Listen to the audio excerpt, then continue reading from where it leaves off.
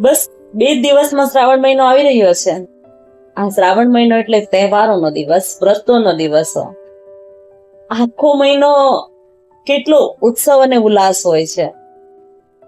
બસ હમણાં જ તે રક્ષાબંધન આવશે અને તે પછી જન્માષ્ટમી આવશે અને તે પછી 15મી ઓગસ્ટ, અને એમાં પણ આ શ્રાવણ મહિનામાં કેટલા વ્રતો હોય છે.